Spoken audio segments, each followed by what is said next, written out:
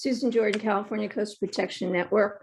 Over the last 40 plus years, Hollister Ranch homeowners created a powerful mythology that public access was not allowed at the ranch, and the only way to go there was to be invited by an owner.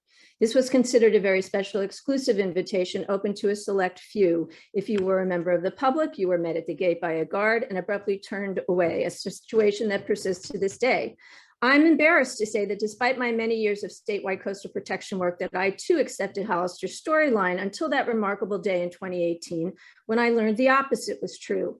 In fact, Hollister Ranch has the dubious distinction of being the only subdivision on the California coast to have two special sections devoted to them in the Coastal Act. These sections, enacted in 79 and 82, required Hollister to provide subdivision-wide public access in a timely manner in exchange for the right to develop their parcels.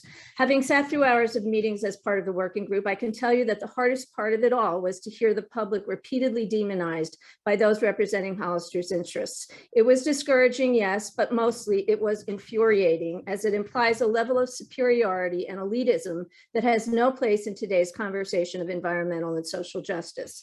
Hollister Ranch decries initially allowing up to 100 members of the public to access the ranch per day, but their CC&Rs allow them to have over 3,000 owners and guests access the ranch every day, should they so choose.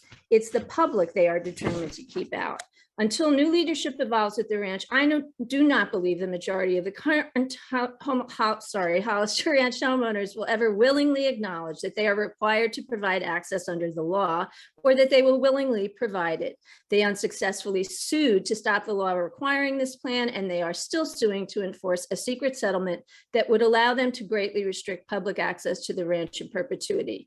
My recommendation is to the commission that you will need courage to stay the course in order to correct the violation that has persisted for far too long. It won't be easy, but it's what the law and the Constitution require. Thank you so very much. Thank you, Ms. Jordan. Next, Andrea Leon Grossman with Azul. Hello, can you hear me? Yes. Hi, my name is Andrea Leon Grossman, Climate Action Director with Azul, an environmental justice organization. Azul has worked tirelessly to ensure access to the coast and ocean for the communities we represent, as we believe access to nature is a necessity, not an amenity. I volunteered to be in the Hollister Public Access Program because Azul wants to ensure equity is at the forefront of the outcome and to ensure full compliance with the Coastal Act that grants public access to all.